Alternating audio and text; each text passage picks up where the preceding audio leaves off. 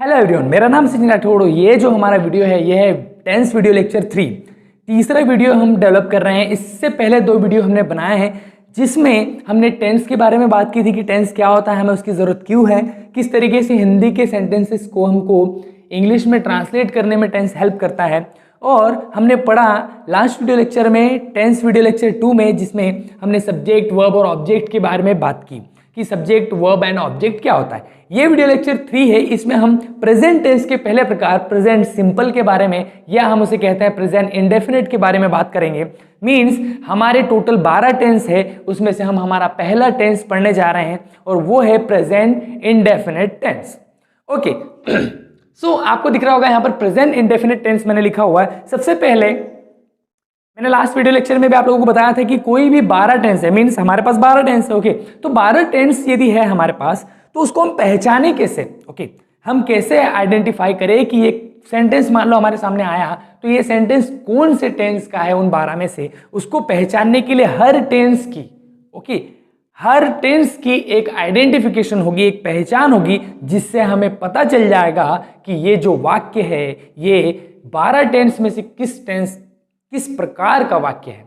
Okay, so यहां पर आप देख रहे हैं प्रेजेंट इंडेफिनिट टेंस या प्रेजेंट सिंपल या सिंपल प्रेजेंट जिसे कहते हैं, इसके आइडेंटिफिकेशन लिखी हुई है, ता है, ती है, ते है।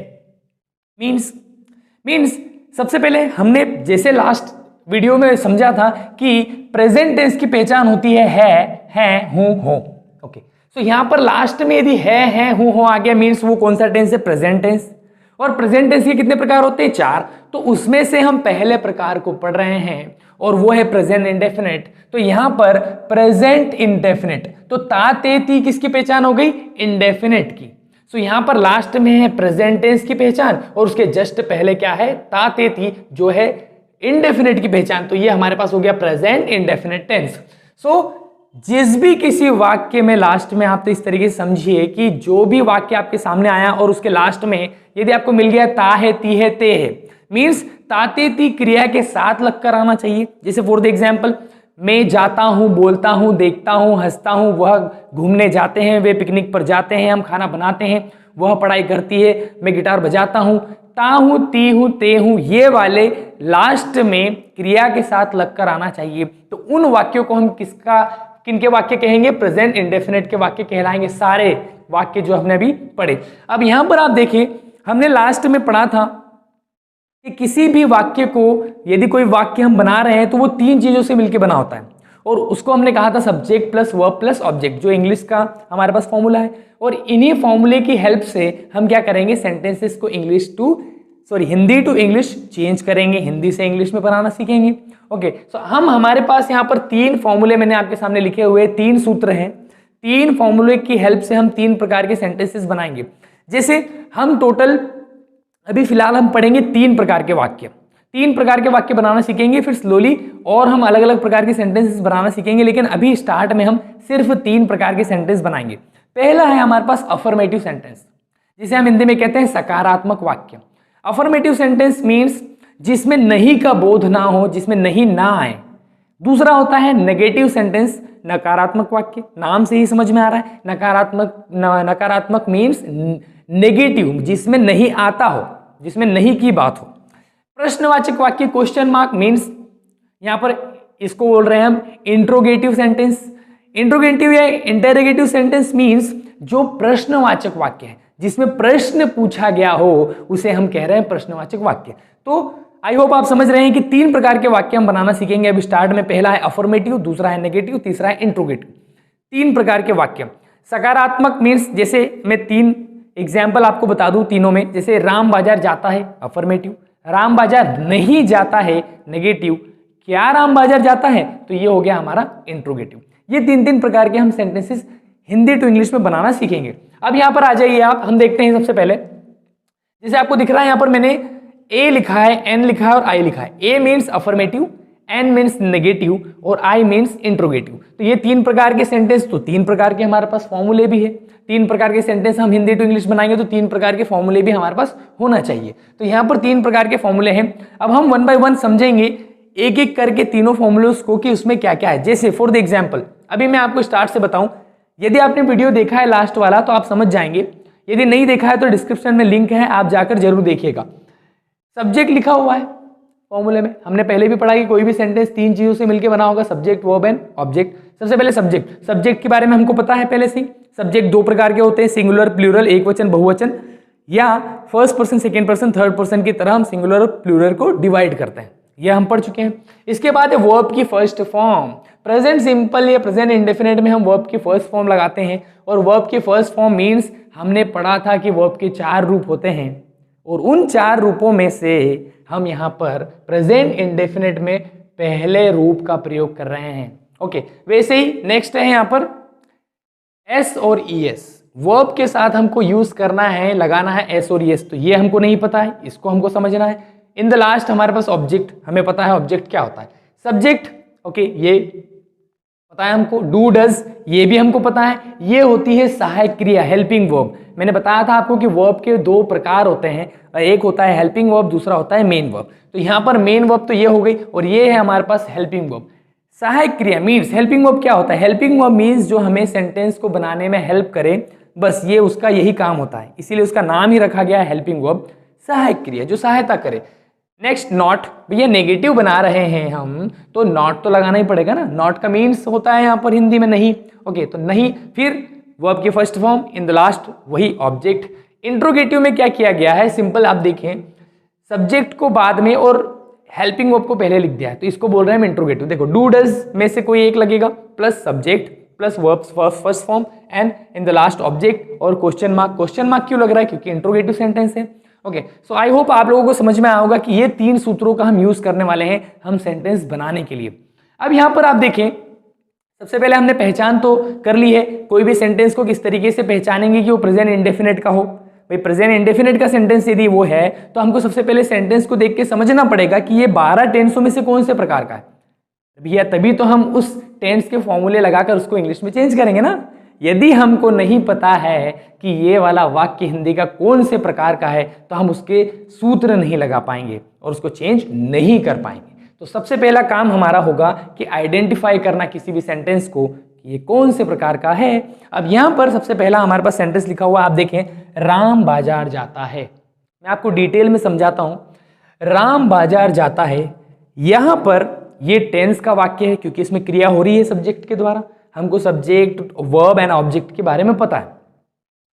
राम बाजार जाता है। अब सबसे पहले यदि मैं स्टूडेंट होता तो मैं किस तरीके से सोचता है, किस तरीके से समझता। देखिए, सबसे पहले मैंने देखा, अच्छा राम बाजार जाता है आया।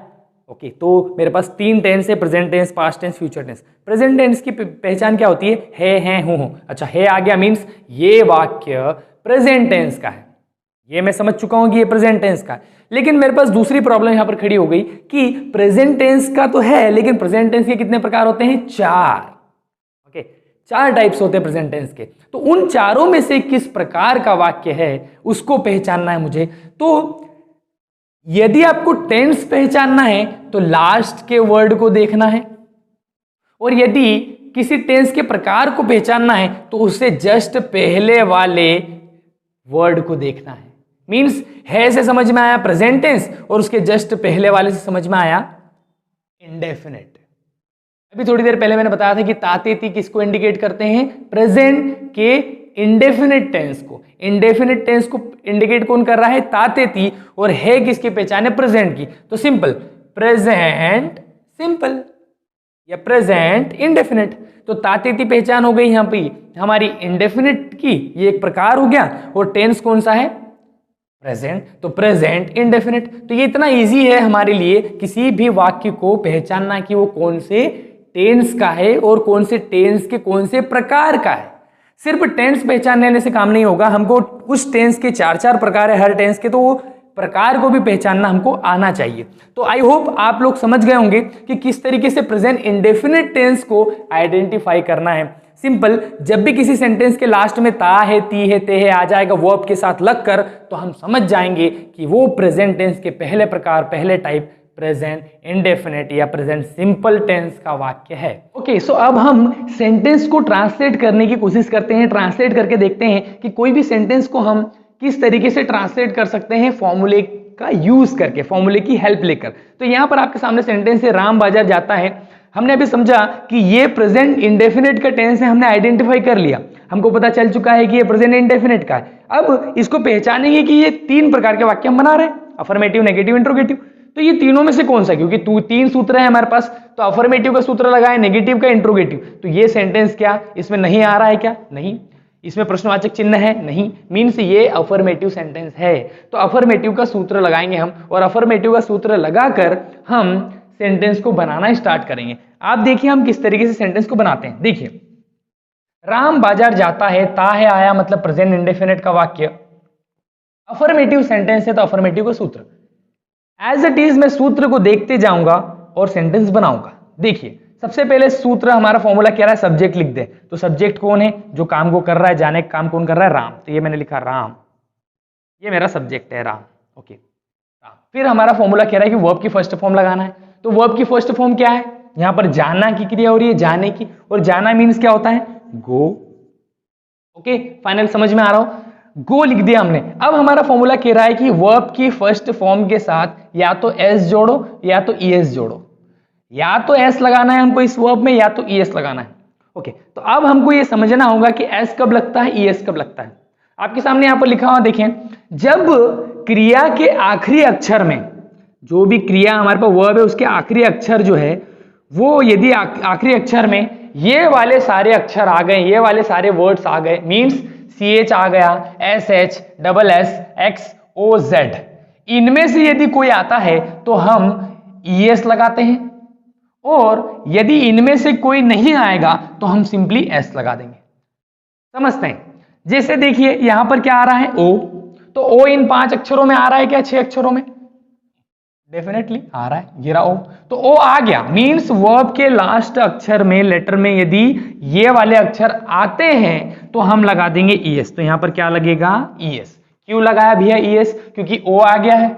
यदि इनके अलावा कोई भी शब्द आ गया, दूसरा वर्ब के लास्ट में कोई सा भी वर्ड आ गया इनके अलावा, तो हम सिंपली क्या लगा देंगे, S। अभी थोड़ी देर बाद हम समझेंगे उस सेंटेंस को भी। तो यहां पर हमारा सेंटेंस में क्या हुआ, S और ES में से हमने ES लगा दिया, तो क्या बना, गोज।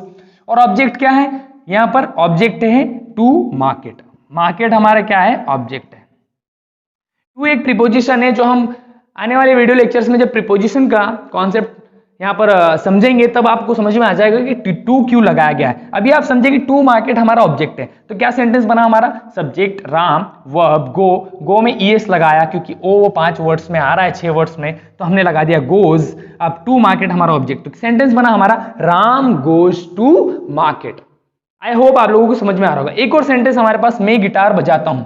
अब यहां पर एक चीज समझने वाली कि जब भी सब्जेक्ट थर्ड पर्सन सिंगुलर होगा, ओके, जब सब्जेक्ट थर्ड पर्सन सिंगुलर होगा तो ही हम, थर्ड पर्सन सिंगुलर होगा तो ही हम S और ES का यूज करेंगे वर्ब के साथ। अदरवाइज यदि उसके अलावा कोई भी सब्जेक्ट होता है, चाहे वो फर्स्ट पर्सन का सिंगुलर या प्लूरल हो, या सेकेंड पर्सन में सिंगुलर या प्लूरल हो, या थर्ड पर्सन का प्लूरल हो, सभी के साथ हमको क्या करना पड़ेगा, S और ES का यूज नहीं करना है। S और ES का यूज सिर्फ थर्ड पर्सन सिंगुलर सब्जेक्ट्स के साथ होता है, जो एक वचन है और थर्ड पर्सन है, जैसे he, she, it, name, this, that, इन सभी के साथ हम यूज करेंगे S और ES का। जैसे यहां पर राम एक नाम था, इसीलिए हमने वर्ब के साथ S और ES का यूज किया है, अदरवाइज हम S और ES का यूज नहीं कर सकते, ये रूल है। अब यहां पर देखिए एक और सेंटेंस, मैं गिटार बजाता हूं, इसको बनाते हैं। मैं मीन्स सब्जेक्ट, ये लिखा हमने सब्जेक्ट I, ओके। दूसरा है हमारा वर्ब की फर्स्ट फॉर्म, बोल रहा है वर्ब की फर्स्ट बजाने के लिए हम यूज करते हैं प्ले।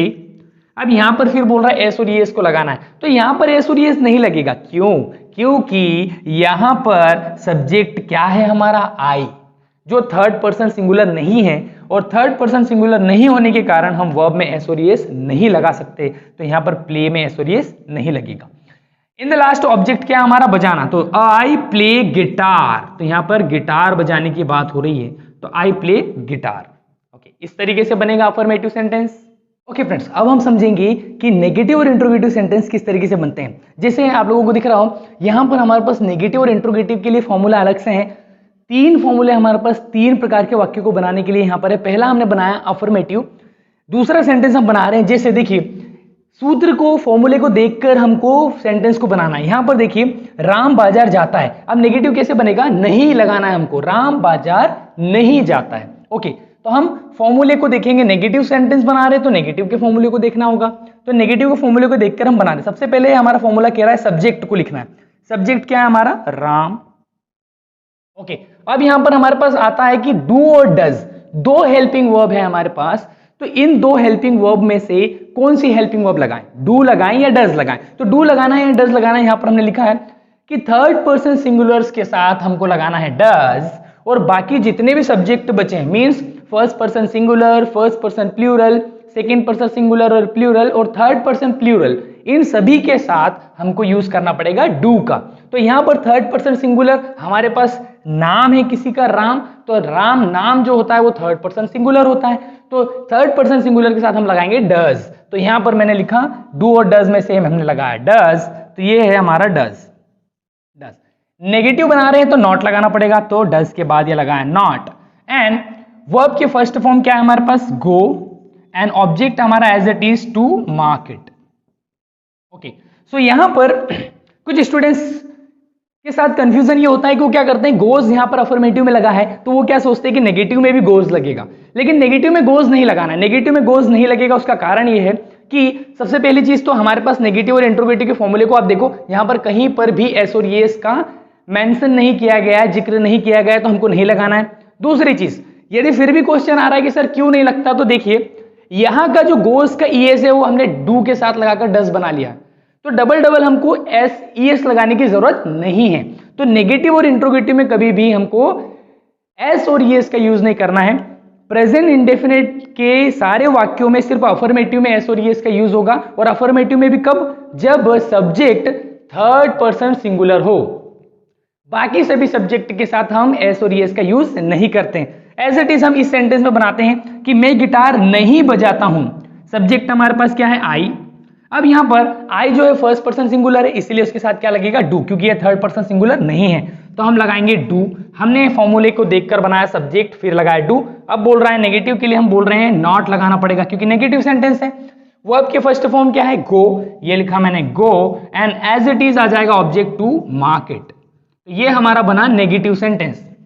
ओके, सो इस तरीके से हमको बनाना है नेगेटिव सेंटेंस को।